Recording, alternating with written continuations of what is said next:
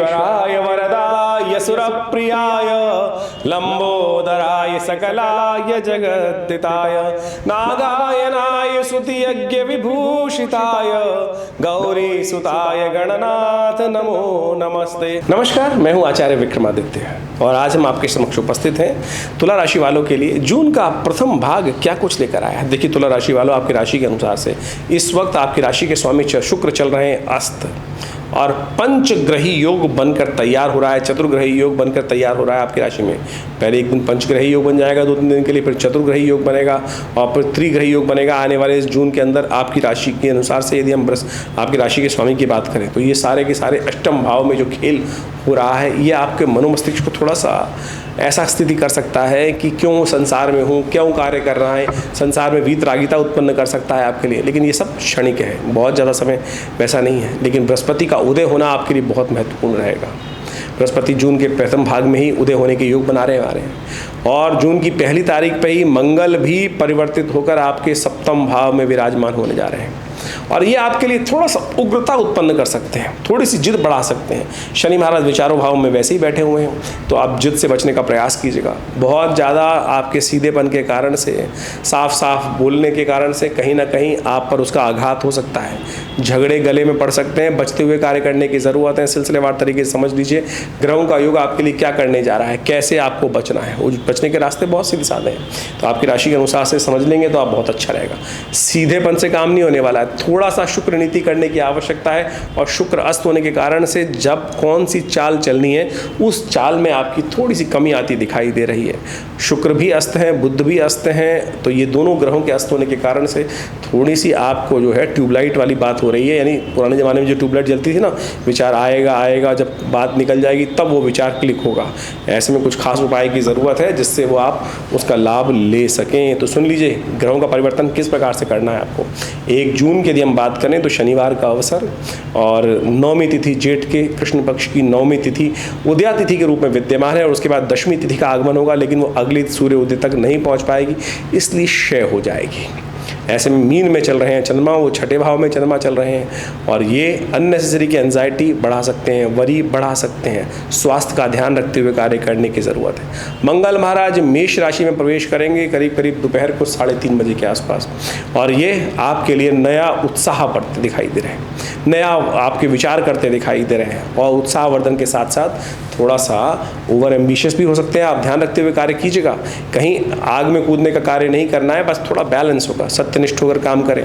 बहुत ज़्यादा out of the way जाकर लोगों की हेल्प ना करिएगा अननेसेसरी, नहीं तो झगड़े गले में फंस सकते हैं। हनुमान जी का स्तवन नित्यपति करना बहुत ज़रूरी है, शनिवार का अवसर ही है, तो ऐसे में ध्यान रखते हुए कार्य करें कि शनि को मनाएं, सदा सुख पाएं। और अभी तो शनि जयंती भी आने वाली है आपकी राशि के अनुसार से, समझ लीजिए शनि वैसे आपकी राशि के अनुसार से योग कारक है, लेकिन दृष्टि डाल रहे हैं शनि महाराज आपके पंचम में बैठकर मंगल पर, तो ये थोड़ी सी स्थिति है ऐसी खराब है। तो इसलिए लगातार शनि को भी मनाने का प्रयास कीजिएगा। शनि जयंती भी आने वाली है, तो ऐसे में शनि जयंती के दिन कुछ खास उपाय बताएंगे, उस दिन अवश्य नोट करके रख लीजिएगा जो करने हैं। खैर अब बात कर लेते हैं 2 तारीख की, रविवार का अवसर 2 जून, एकादशी तिथि है और इस दिन अपरा एकादशी का योग है। बृहस्पति महाराज उदय होने जा रहे हैं। आपके बृहस्पति इन दिनों चल रहे हैं विशेष तौर पर समझ लीजिए अष्टम भाव में, और अष्टम भाव में ये बृहस्पति का जो उदय हो रहा है ये आपके लिए 2 धारी तलवार है। हल्के से फिसले तो फंस सकते हो, इसलिए बैलेंस होकर चलना। थोड़ी सी गलती फिर नुकसान कराओगे। धनागमन के योग बिल्कुल बनते दिखाई दे रहे हैं, लेकिन नुकसान भी साथ साथ हो सकता है अननेसेसरी के आपके बेमन होकर काम करने से। सही रूप से आप काम करेंगे, लेकिन जब संसार से विरक्ता प्राप्त होगी, संसार आपको झटका देगा, तब आपके मन में होगा किस लिए करूं, किसके लिए करूं, काम क्यों करूं, ये भाव मन में उत्पन्न हो सकता है। देखिए भाई, स्वर्ग भी यही है, नरक भी यही है, इस संसार में ही है सब कुछ। तो इसलिए ये वीतरागिता की बात हटाओ और संसार में पूरी तरह से लिप्त होकर, सही संसार ऐसे ही चलता है, इस बात को आपको समझते हुए कार्य करने की ज़रूरत है। नहीं तो कहीं आप ये सोच के बैठ जाएं कि मैं तो अच्छा कर रहा हूँ, दुनिया मेरे साथ अच्छा, दुनिया कभी किसी के साथ अच्छा नहीं करती। इस बात का ध्यान रखते हुए कार्य करने की ज़रूरत है। ये ग्रह परिवर्तन के लिए बहुत महत्वपूर्ण है। समझ लो, शुक्र को जगा लो, गौ पूजन करो, जितना करोगे उतना बढ़िया होगा आपके लिए। ऐसे में ध्यान रखते हुए एकादशी का दिन है, भगवान विष्णु का सुंदर पूजन करें तो आपके लिए अच्छा रहेगा। इस दिन रेवती नक्षत्र विद्यमान है और अगले दिन अश्विनी नक्षत्र विद्यमान होगा। तो ऐसे में ध्यान रखिएगा, जिन जातकों को जन्म हो रहा है उनके माता पिता को, उनके घर वालों को उनकी मूल शांति अवश्य करानी चाहिए। नहीं तो हमने देखा है जिन बच्चों की बचपन में मूल शांति नहीं होती है, मूल नक्षत्रों में जन्म हो जाता है और माँ बाप लोग अज्ञानता के कारण से वो कराते नहीं हैं, फिर जीवन पर्यंत वो जातक कष्ट पाते हैं। तो इसलिए जब भी पता चल जाए कि मूल में जन्म हुआ है तो बच्चे की उस वक्त मूल शांति 27 दिन तक अवश्य करा लेनी चाहिए। ये कष्टों को दूर करने वाली है।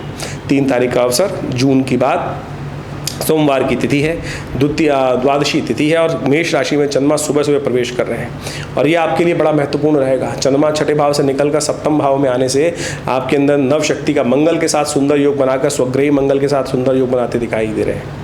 नए विचार, नई शक्ति, नई दिशा प्राप्त होने के योग बन सकते हैं, लेकिन बुध अस्त हो जाएंगे। बुध आपकी राशि के अनुसार से यदि हम बात करें, धर्म भाव के स्वामी हैं। धर्म में लगने का प्रयास करें, श्री गणेश का सुंदर पूजन करने का प्रयास करें, शिव की आराधना करने का प्रयास करें, ये बहुत ज़रूरी है। इससे परिवर्तन का योग बनेगा, नव शक्ति का संचार होगा। 4 तारीख का दिन बड़ा विशेष दिन है, बड़ा मंगलवार है, बुढ़वा मंगल जिसको बोला जाता है। हनुमान जी का दर्शन जेठ के मंगलवार के दिन ही हुआ था, हनुमान सबसे पहले राम जी को, तो इसलिए बुढ़वा मंगल कहे जाते हैं जेठ के मंगलों को। इस दिन तो और सुंदर योग बन रहा है, प्रदोष का योग भी बन रहा है, भौम प्रदोष का योग कहा जाता है, ऋण से निवृत्ति का योग बनता है इस दिन पूजन कर लेने से। साथ साथ कहा जाता है कि इस दिन विशेष तौर पर शिवरात्रि भी है, तो सब रूप से भगवान शिव का ध्यान, हनुमान जी भी तो शिव स्वरूप ही हैं, शंकर स्वयं केसरी नंदन जिस प्रकार से कहा जाता है ना, तो इसलिए सुंदर तरीके से हमने विवेकानंद योगाश्रम में इस शुभ योग पर बड़ा विशेष कार्यक्रम रखा है। इस दिन हनुमान जी का सुंदर पाठ रहेगा, सुंदरकांड का पाठ रहेगा, हनुमान जी का यज्ञ रहेगा, मंगल ग्रह की शांति यज्ञ रहेगा। तो आपके ग्रह इस वक्त ऐसी स्थिति उत्पन्न कर रहे हैं कि आप जाकर खुद झगड़ा मोल ले सकते हैं, पैर जाके खुद कुल्हाड़ी से मार सकते हैं। बैलेंस होकर काम करने की ज़रूरत है। ये हनुमान जी का ये उपाय करिए। और यदि आप बहुत दूर बैठे हैं, घर पे नहीं कर पाते हैं, तो आश्रम पे सुंदर व्यवस्था है, आपके नाम से यज्ञ भी हो सकता है और सुंदरकांड का पाठ भी हो सकता है। उसके लिए अपनी व्यवस्थाओं में, इस व्यवस्था में खुद को जोड़ने के लिए फ़ोन पर संपर्क साध सकते हैं। 5 तारीख का अवसर, जून का दिन, बुधवार का योग और चतुर्दशी तिथि है। वृषभ राशि में चंद्रमा का पदार्पण हो रहा है, पंचग्रही योग का निर्माण हो रहा है। ये पंचग्रही योग जो है, चंद्रमा, बृहस्पति, सूर्य, बुध, शुक्र, और इसमें से शुक्र बुध दोनों अस्त, और ये 3 ग्रह जो अस्त होने के कारण से पंचग्रही योग जो बन गया है, ये कहीं ना कहीं जलाजल और कहीं ना कहीं प्रचंड गर्मी के योग देता है, यानी प्रकृति के अंदर विस्फोटक योग बनते दिखाई देंगे। तो ऐसे में ध्यान रखते हुए कार्य करें, परिवर्तन का समय है, बहुत महत्वपूर्ण है, तो आप ध्यान रखते हुए कार्य करना ज़रूरी है। ऐसे में विशेष तौर पर आप कुछ खास उपाय करने का प्रयास कीजिए और ऐसे में गौ सेवा करना विशेष तौर पर बहुत अच्छा रहेगा। भगवान शंकर का विशेष तौर पर सुबह सुबह अभिषेक करें, बिल्वपत्र भगवान को अर्पित करें, ये आपके लिए अच्छे योग बनाएगा। 7 तारीख का अवसर और 6 तारीख का अवसर, बृहस्पतिवार का दिन, अमावस्या तिथि, शनि जयंती का अवसर और साथ साथ वट सावित्री का व्रत। और आपकी राशि के अनुसार से शनि महाराज इन दिनों पंचम भाव में विराजमान है और मंगल पर दृष्टि डाल रहे हैं और ये बहुत महत्वपूर्ण है। शनि महाराज अपने शुभत्व में 30 साल बाद पूर्ण शुभत्व में प्रस्तुत हैं। बृहस्पति पूरी तरह से आपकी राशि के अनुसार से धन योग बनाते दिखाई दे रहे हैं, भूमि का सुख देते दिखाई दे रहे हैं। तो ऐसे में शनि को थोड़ा प्रसन्न करने का प्रयास करें, क्योंकि शनि की दृष्टि व्यवसाय पर पड़ रही है और व्यवसाय में मंगल विराजमान है। तो शनि जयंती के अवसर पर आपको शनि के निमित्त उपाय करना सबसे श्रेष्ठ रहेगा।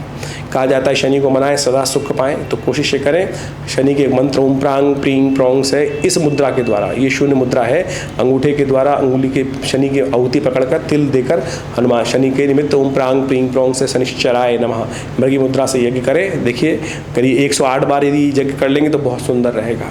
आपके लिए शनि इस वक्त लाभ देने के लिए, बुद्धि में नए विचार देने के लिए तैयार बैठे हैं।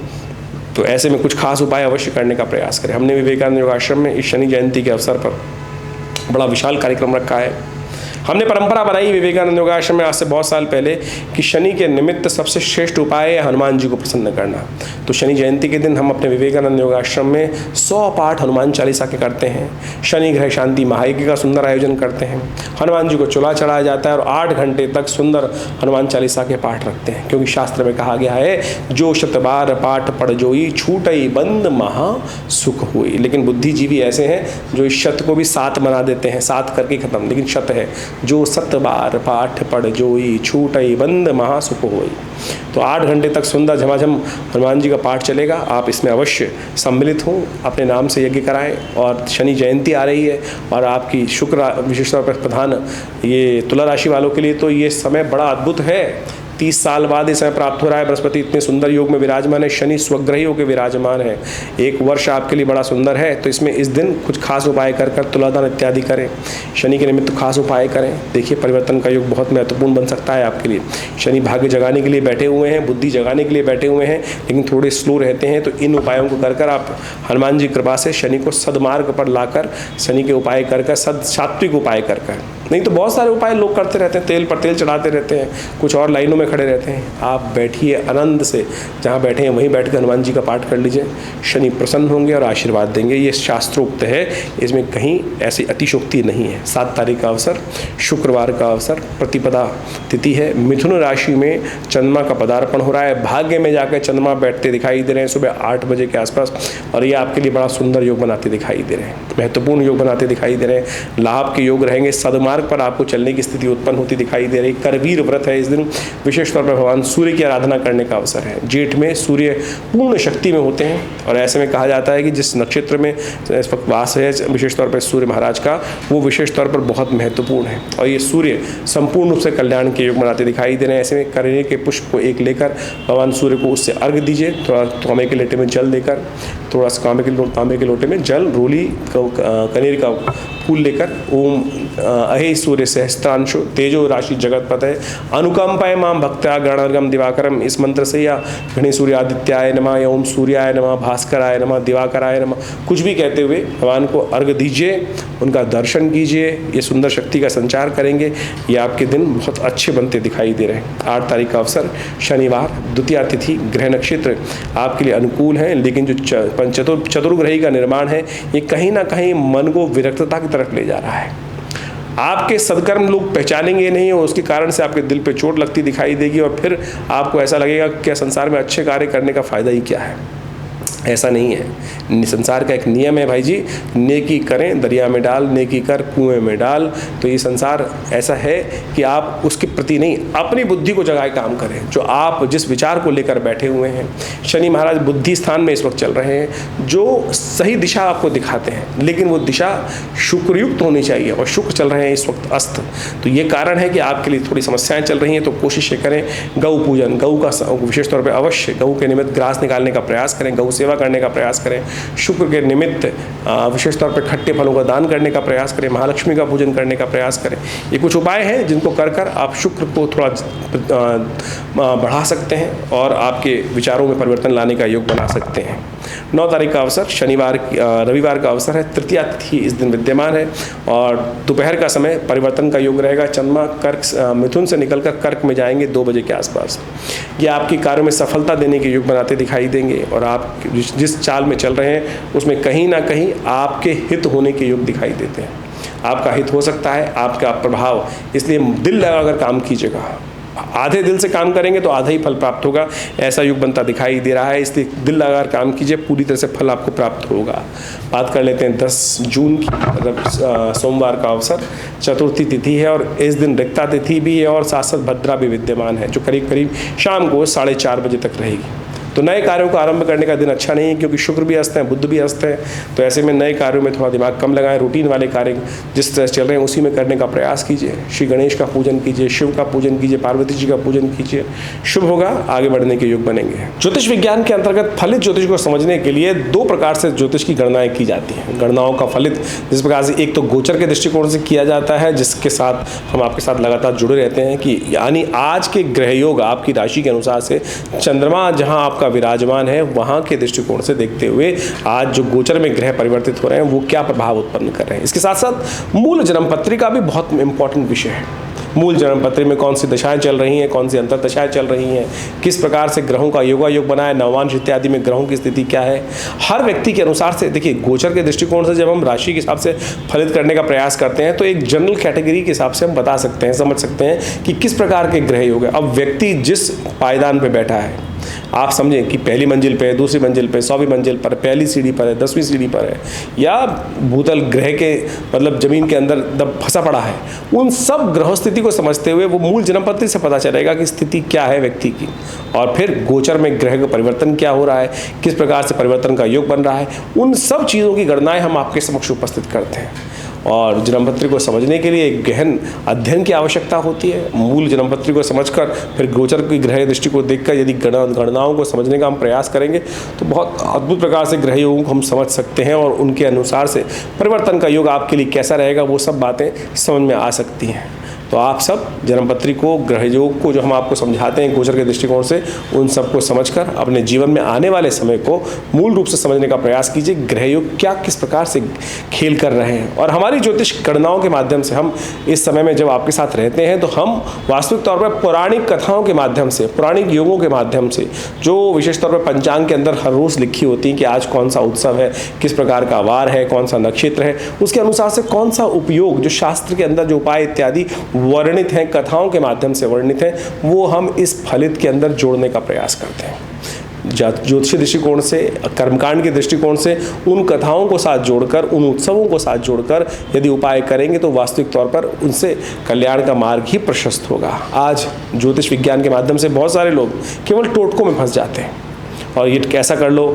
देखिए, ज्योतिष के अंदर यदि पंचांग को आप देखेंगे ना तो वहाँ हर रोज़ नए उत्सव वर्णित हैं और उन उत्सवों के पीछे कथाएं भी वर्णित शास्त्रों में, पौराणिक कथाओं के अंदर आती हैं। उन सबको समझेंगे तो आप देखिएगा हमारे इस कार्यक्रम में हम उन्हीं पौराणिक कथाओं को ही जोड़ते हुए, उन पौराणिक मतों को जोड़ते हुए, उन पौराणिक उत्सवों को जोड़ते हुए, समझते हुए उन उत्सवों को आपके साथ वर्णित करने का प्रयास करते हैं। और यदि उन उपायों को आप करेंगे तो हमें विश्वास है, हमने देखा है कि अद्भुत रूप से कल्याण का मार्ग प्रशस्त होता है, कष्ट दूर होते हैं।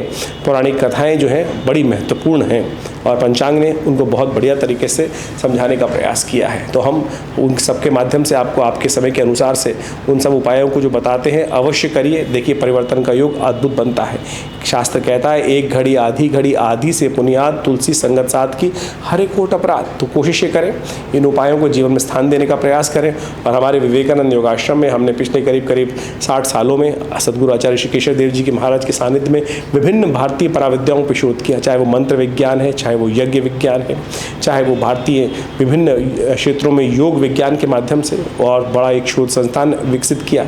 यहाँ पिछले करीब हमारे आश्रम पे 60 सालों से नित्य 8 घंटे यज्ञ होता है। विभिन्न मंत्रों पे हमने शोध करके देखा है। बहुत सारे लोग ऐसे आए कि जिनके जीवन में शारीरिक कष्ट अद्भुत रूप से था। एक तो कई कष्ट तो ऐसे आए कि बिल्कुल कोई दवाई काम ही नहीं कर रही थी, और जैसे ही महामृत्युंजय मंत्र का प्रयोग किया गया उनके लिए अनुष्ठानित तौर पर देखिए आप परिवर्तन का योग बना। विभिन्न ग्रह योग ऐसे थे कि विकट परिस्थिति में थे, केस पे केस, कोर्ट में जमानत भी नहीं हो रही थी, लेकिन ऐसे में दुर्गा शमनी का, सुंदर भगवती दुर्गा का प्रयोग किया गया और उन केसों के माध्यम से उनके जीवन में कष्ट के दूर पड़े। शत्रु लगातार परेशान कर रहे थे। ये सब वास्तविक तौर पर शास्त्र में जो वर्णित कथाएं हैं उनको भी हम समझिए। बगलामुखी जी का प्रयोग बड़ा दिव्य है और कहा जाता है कि मुकदमे इत्यादि विजय में शत्रुओं पर विजय प्राप्त करने के लिए वो अद्भुत रूप से कार्य करता है। हमने हजारों बार करके देखे ये सारे प्रयोग, बिल्कुल प्रत्यक्ष रूप से काम करते हैं। श्रद्धा के साथ, विश्वास के साथ इन सब चीज़ों को किया जाए तो जीवन में कष्ट दूर होने के योग अद्भुत रूप से बन सकते हैं। तो विभिन्न उत्सव जो समय समय पर आते हैं हम आपको अवगत कराते रहते हैं, उन मंत्रों को साथ भी आपको जोड़ने का प्रयास करते हैं। हमारे आश्रम में जैसा नित्य हमने कहा आपको कि नित्य 8 घंटे यज्ञ होता है। माँ भगवती का सुंदर शिवविग्रह विराजमान है जो 1947 में मुल्तान से आया, और आज उनके ही सानिध्य में चमत्कारिक मंत्रों का यज्ञ जब करते हैं तो उनके कार्यों की, मनोकामनाओं की फलीभूति होने में हम बहुत अद्भुत प्रकार से देखा गया है, प्रयोगों करके देखा गया है कि वो फलीभूत होते हैं, चमत्कार उपस्थित होता है। तो आप नित्यप्रति आश्रम में होने वाले यज्ञों में हर रविवार को पधार कर उसमें सम्मिलित हो सकते हैं। विभिन्न कार्यक्रम समय समय पर होते रहते हैं, उनको अवगत आपको कराते रहते हैं। हॉस्पिटल इत्यादि में बहुत सारे कार्य चलते हैं। विवेकानंद योग नेचुरोपैथी आयुर्वेदिक हॉस्पिटल जो चल रहा है, गौशाला की चल रही है, साथ साथ विभिन्न भंडारे चलते रहते हैं समय समय पर। आप सब भी उन सब कार्यक्रमों में आश्रम के साथ जुड़ सकते हैं। आपका स्वागत है। धन्यवाद।